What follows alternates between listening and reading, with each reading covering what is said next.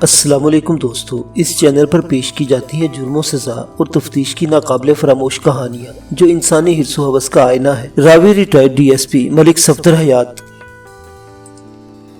میں ایک روز حسب معمول تیار ہو کر تھانے پہنچا تو اپنے کمرے کی جانب بڑھتے ہوئے میں نے برآمدے میں ایک پریشان حال عورت کو بینچ پر بیٹھے حیرت سے دیکھا۔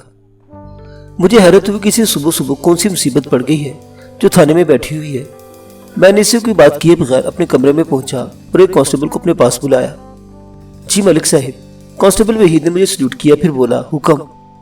یہ باہر برآمدے میں کون عورت بیٹھی ہوئی ہے؟ میں نے کانسٹیبل سے پوچھا۔ اس کے ساتھ کیا پریشانی ہے؟ ملک صاحب یہ کافی دیر سے یہاں بیٹھے آپ کا انتظار کر رہی ہے۔ کانسٹیبل نے میرے سوال کے جواب میں بتایا۔ بڑی دکھی لگتی ہے جناب۔ وہی تو میں پوچھ رہا ہوں، میں نے قدرے سخت لہجے میں کہا۔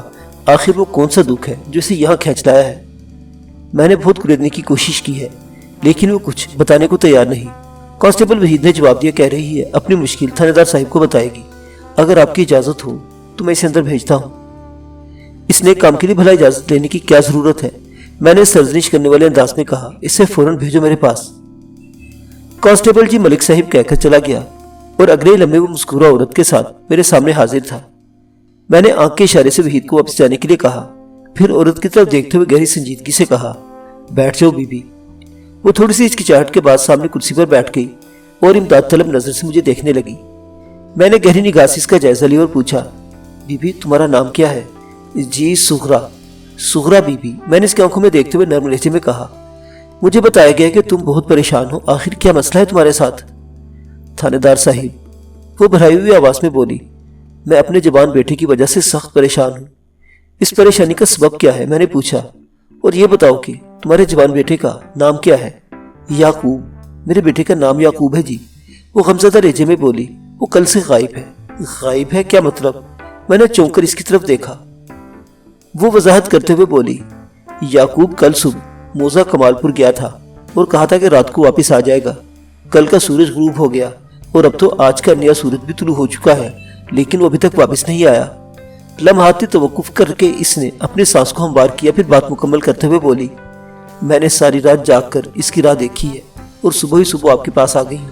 اب آپ ہی میرے بیٹے کی تلاش کے سلسلے میں کچھ کریں۔ وہ کمال پور کیا لینے گیا تھا؟ میں نے ٹھہرے ہوئے لہجے میں پوچھا۔ ادھر کمال پور میں میری بڑی بہن رہتی ہے جس کا نام کبرا ہے، سغرا وضاحت کرتے ہوئے بولی۔ میں نے یعقوب کے ہاتھ کبرا کے لیے کچھ رقم بھجوائی تھی۔ کتنی رقم؟ میں نے تیز لہجے میں استفسار کیا۔ 1500 روپے، سغرا نے بتایا، اور ساتھ ہی میں نے تاکید کر دی تھی کہ ہر قیمت پر وہ سورج غروب ہونے سے پہلے گھر واپس آ جائے، لیکن ابھی تک۔ بولتے بولتے اس کی آواز رند گئی۔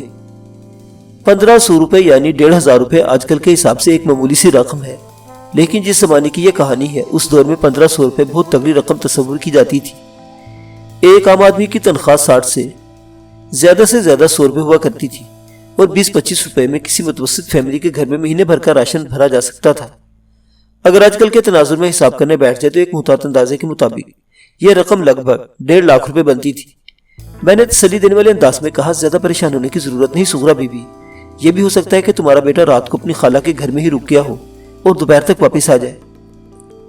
یعقوب نے آج تک میری بات رد نہیں کی۔ وہ گلوگیر آواز میں بولی، میں نے جو کہہ دیا بس کہہ دیا۔ وہ میرے کہے سے ایک سوت بھی ادھر ادھر نہیں ہلتا۔ میں نے بڑی سختی سے اسے تاکید کی تھی کہ چاہے کچھ بھی ہو اور کتنی بھی دیر ہو جائے وہ رات کو ضرور واپس آئے۔ برکت علی نے مرتے وقت یعقوب کو ایک ہی نصیحت کی تھی کہ اسے میری بات ماننا ہے۔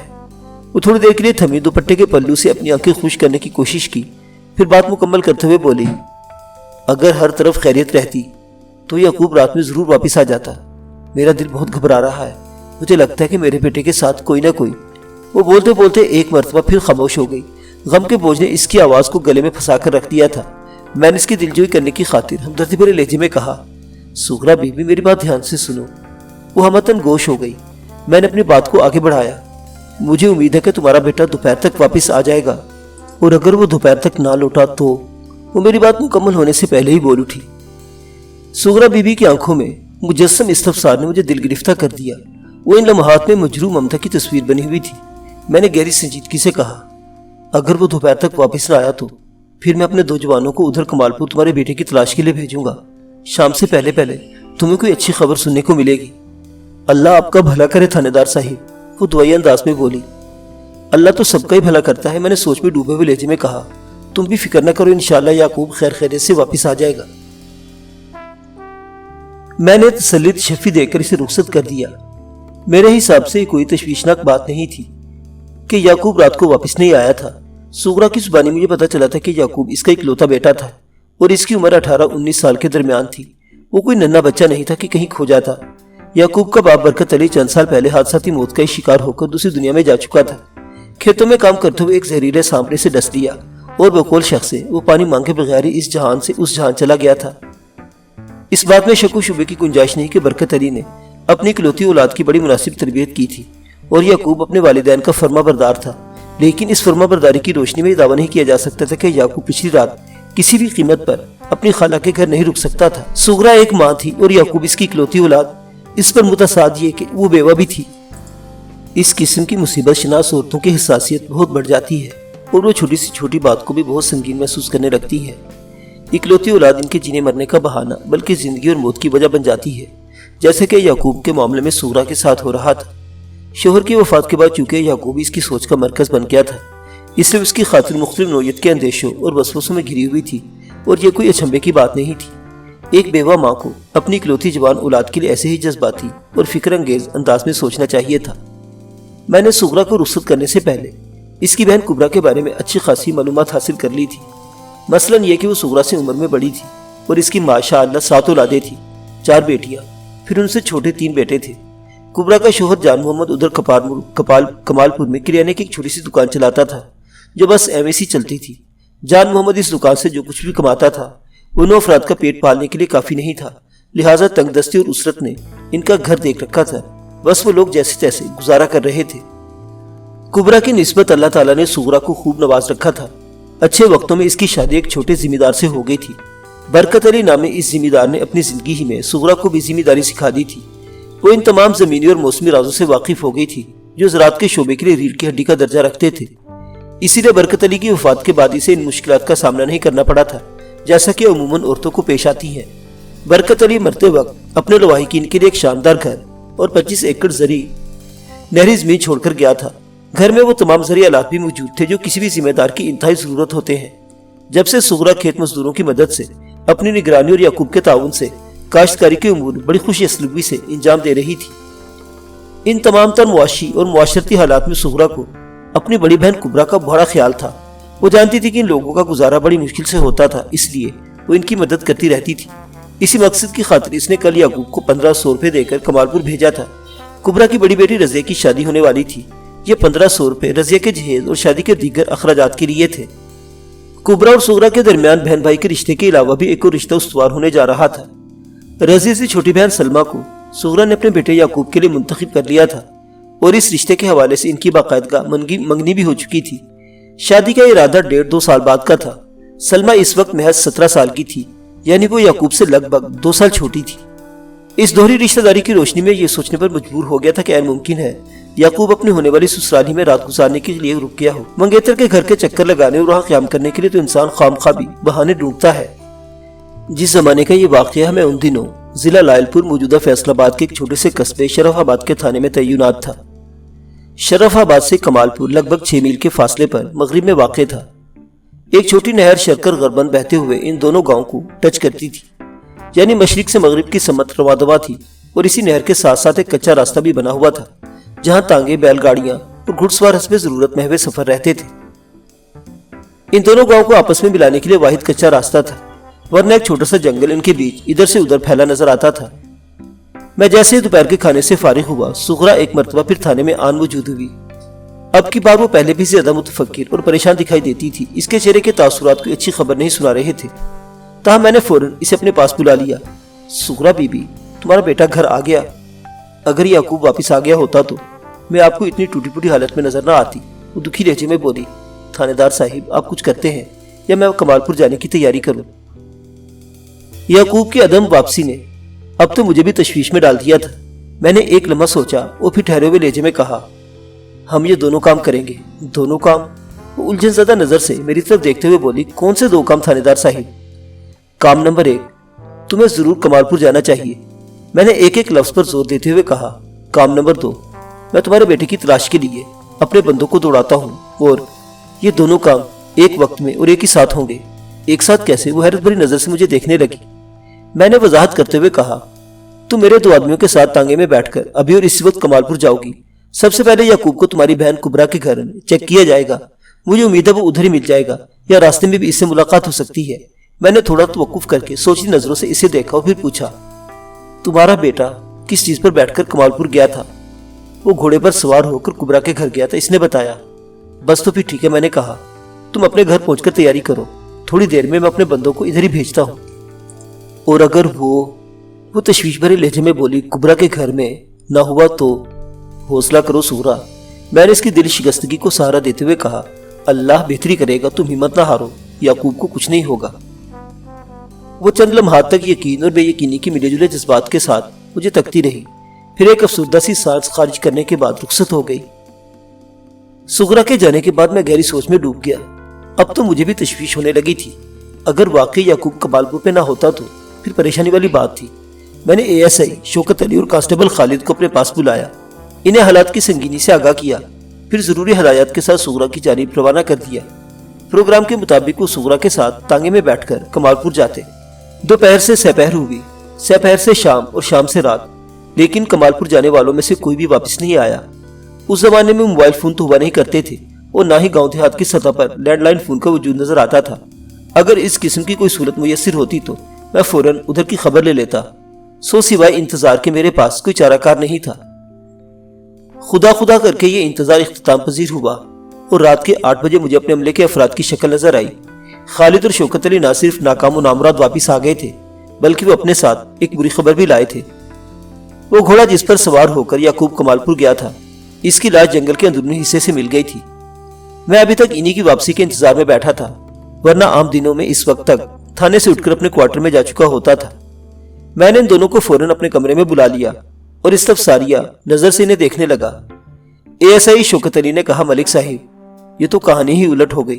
ہمیں اس گھوڑے کی لاش جنگل کے اندرونی حصے میں پڑی ملی ہے، جس پر سغرا کا بیٹا سوار ہو کر یہاں سے کمال پور کی جانب روانہ ہوا تھا، اور پھر کمال پور سے واپس اس طرف آیا تھا۔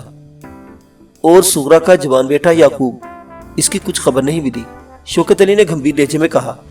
رات کا اندھیرا پھیلنے لگا تھا، لہٰذا ہم نے جنگل کے اندر مزید آگے جانے کی کوشش نہیں کی۔ تلاش کا باقی کام کل صبح ہی ہو سکے گا۔ گھوڑے کی لاش جنگل کے کس حصے میں پائی گئی ہے؟ میں نے تشویش بھرے انداز میں دریافت کیا۔ وہ مقام کمال پور کے نزدیک اور شرف آباد سے قدرے دور واقع ہے، شوکت علی نے جواب دیا۔ بس یوں سمجھے کہ جائے وقوع کمال پور کے مشرق میں زیادہ سے زیادہ 1 میل کے فاصلے پر ہوگا، یعنی جب یعقوب کمال پور سے واپس شرف آباد کی طرف آ رہا تھا، اس کے ساتھ کوئی ناخوشگوار واقعہ پیش آ گیا ہوگا۔ گھوڑے کی لاش دیکھ کر تو یہی اندازہ ہوتا ہے کہ اس کے سوار کے ساتھ بھی کوئی اچھا سلوک نہیں ہوا ہوگا۔ تم کس بنا پر اتنے وثوق سے کہہ رہے ہو کہ جس گھوڑے کی لاش تمہیں جنگل میں پڑی ملی ہے وہ سغرا کے بیٹے یعقوبی سے تعلق رکھتا ہے؟ میں نے اپنے ذہن میں سر اٹھنے والے خدشات میں سے ایک کی تسکین کی خاطر پوچھ لیا۔ اس مرتبہ کانسٹیبل خالد نے جواب دیا، ملک صاحب، ہم راستہ بھر سغرا سے کرید کر سوال پوچھتے رہے تھے، اور اس گفتگو کے دوران میں بارہا یعقوب کے گھوڑے کا بھی ذکر آیا تھا۔ سغرا نے مذکورہ گھوڑے کی جو نشانی ہمیں بتائی تھی، وہ مردہ گھوڑا ان پر پورا اترتا ہے۔ کمال پور میں ہم نے سغرا کی بہن اور بہنوئی سے بھی پوچھ گچھ کی ہے جناب، ASI شوکت علی نے بات کو آگے بڑھاتے ہوئے کہا۔ جہاں ان لوگوں نے یہ بتایا ہے کہ یعقوب کل سپہر میں کمال پور سے شرف آباد کے لیے روانہ ہو گیا تھا، وہیں اس کے گھوڑے کے بارے میں بھی ہمیں تفصیل فراہم کر دی ہے، اور میں نے جس مردہ گھوڑے کا تذکرہ کیا ہے وہ 100% وہی گھوڑا ہے جناب۔ مثلاً میرا تجسس بڑھتا جا رہا تھا، اس گھوڑے کی ایسی کون سی نشانی بتائی گئی ہے جو یہ تصدیق کرتی ہے کہ وہی یعقوب کا گھوڑا ہے؟ بلکہ یعقوب کا گھوڑا تھا، اب تو وہ گھوڑا لاش کی صورت اختیار کر چکا ہے، اور اس کا مالک یعقوب بھی لاپتہ ہے جناب۔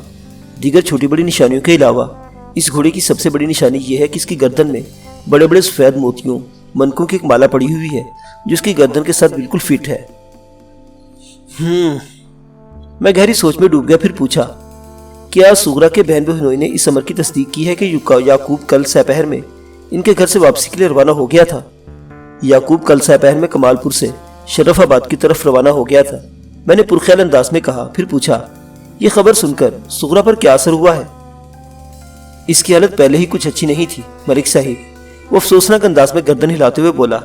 جب اسے پتا چلا کہ یعقوب کل ہی وہاں سے روانہ ہو گیا تھا تو وہ غش کھا کر گر پڑی۔ اسی کو ہوش میں لانے میں کوئی گھنٹہ لگ گیا تھا۔ وہ ہوش میں تو آ گئی، لیکن اس کی ذہنی کیفیت ٹھیک نہیں۔ کیا تم لوگ سغرا کو اس کے گھر پہنچانے کے بعد تھانے آئے ہو؟ میں نے ایک فوری خیال کے تحت پوچھ لیا۔ نہیں جناب، ایس آئی نے نفی میں گردن ہلاتے ہوئے کہا، وہ تو ادھر کمال پور میں ہی ہے۔ اوہ، میں گہری سانس خارج کر کے رہ گیا۔ جناب، اسے کبرا اور جان محمد نے ضد کر کے اپنے پاس روک لیا ہے، شوکت علی نے وضاحت کرتے ہوئے کہا۔ اس کی ذہنی حالت کو دیکھتے ہوئے جان محمد نے اسے اشرف آباد جانے کی اجازت نہیں دی اور ہمیں یہ ہدایت کی کہ ہم جلد از جلد یعقوب کا سراغ لگانے کی کوشش کریں۔ جب تک اس کا اتا پتہ نہیں مل جاتا وہ لوگ سغرا کو اپنے پاس ہی سنبھال کر رکھیں گے۔ یہ بھی اچھی بات ہے، میں نے کہا۔ پھر پوچھا، کیا مردہ گھوڑے کے بارے میں سغرا یا کبرا اینڈ کمپنی کو خبر ہو گئی ہے؟ نہیں جناب، بالکل نہیں۔ شوکت نے میرے سر کو نفی میں جنبش دی اور بتایا، ہم جنگل سے سیدھے ادھر ہی آئے ہیں۔ یہ تم لوگوں نے عقل مندی کا ثبوت دیا ہے۔ میں نے سراہنے والے انداز میں باری باری ان دونوں کی طرف دیکھا اور کہا، سغرا پر تو پہلے ہی قیامت ٹوٹی ہوئی ہے۔ اگر اسے اپنے گمشدہ بیٹے کے گھوڑے کا حشر پتہ چل جاتا تو غم کی شدت سے اس کا دماغ الٹ بھی سکتا تھا۔ ملک صاحب، آپ بالکل ٹھیک کہہ رہے ہیں، ایسا ہی تائیدی انداز میں گردن ہلاتے ہوئے بولا۔ سغرا کی نازک حالت کے پیش نظر ہی تو ہم نے اسے گھوڑے کی موت کی خبر نہیں دی اور چپ چاپ آپ کے پاس چلے آئے ہیں۔ میں نے اس کارنامے پر انہیں شاباشی دی، پھر ایک اہم سوال کیا۔ سغرا نے کل صبح ایک تگڑی رقم کے ساتھ یعقوب کو کمال پور جانے کے لیے روانہ کیا تھا، کیا وہ رقم کبرا تک بخیر و عافیت پہنچ گئی ہے؟ جی ہاں، میں نے کبرا سے اس امر کی تصدیق کر لی ہے ملک صاحب۔ اے ایس آئی نے گہری سنجیدگی سے جواب دیا، وہ رقم بڑے محفوظ انداز میں کل ہی کبرا کو مل گئی تھی۔ میں نے ایک مطمئن اور پرسکون سانس لی، پھر شوکت علی سے دریافت کیا، تم نے اس بات کی وضاحت نہیں کی کہ یعقوب کے گھوڑے کو کس طرح موت کے گھاٹ اتارا گیا؟ گھوڑے کا سارا بدن خصوصاً ٹانگیں اور گردن لہو لہان ہو رہی تھی۔ اے ایس آئی ایک جھجری لیتے ہوئے بولا، دن کی روشنی بہت کم رہ گئی تھی، تاہم میرا اندازہ ہے کہ گھوڑے پر کسی تیز دھار آلے مثلاً کلہاڑی وغیرہ سے پے در پہ خطرناک اور مہلک وار کیے گئے ہیں۔ اس طرز کی وحشیانہ دشمنی گھوڑے سے تو کسی شخص کی نہیں ہو سکتی۔ میں نے تشویش میں ڈوبے ہوئے لہجے میں کہا، قاتل جو کوئی بھی تھا یا تھے وہ یقیناً یعقوب کے تعاقب میں ہوں گے۔ پتہ نہیں ان بدبختوں نے بیچارے یعقوب کا کیا حشر نشر کیا ہوگا۔ میں بھی اس نوجوان کے لیے بہت پریشان ہوں ملک صاحب، شوکت علی نے گہری سنجیدگی سے کہا۔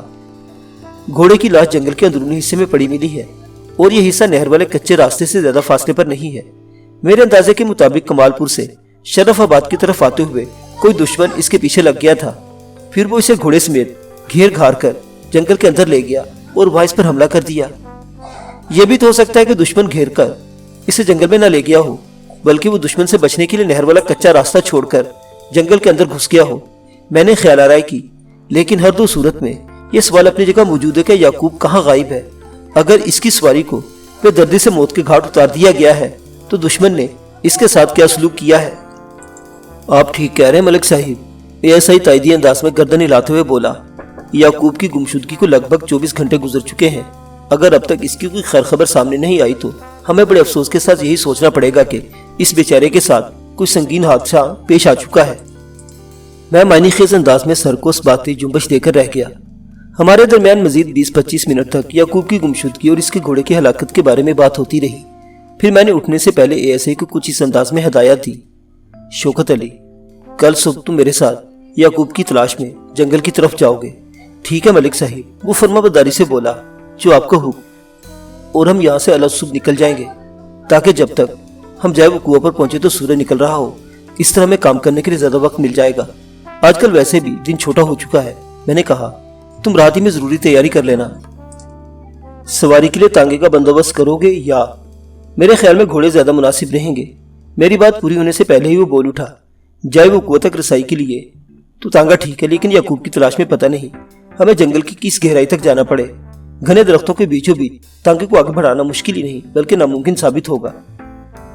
میں تمہاری بات سے اتفاق کرتا ہوں شوکت علی، میں نے تعریفی نظر سے اس کی طرف دیکھا، تم نے بڑی عاقلانہ تجویز دی ہے۔ اب ہم صبح ہی ملیں گے، جیسے اس پیدا سہار نمودار ہوگا ہم تھانے سے روانہ ہو جائیں گے۔ میں مطمئن ہو کر تھانے سے نکلا اور اپنے سرکاری کوارٹر میں آ گیا۔ میں نے خلاف معمول رات کا کھانا تھوڑی تاخیر سے کھایا، پھر عشاء کی نماز ادا کرنے کے بعد سونے کے لیے لیٹ گیا۔ اس رات مجھے آسانی سے نیند نہ آئی۔ بستر پر لیٹے لیٹے میں کافی دیر تک یعقوب کی ہی بارے میں سوچتا رہا۔ ایک بات تو طے تھی کہ کسی شخص کو یعقوب کے گھوڑے سے قطعاً کوئی دشمنی نہیں ہو سکتی تھی۔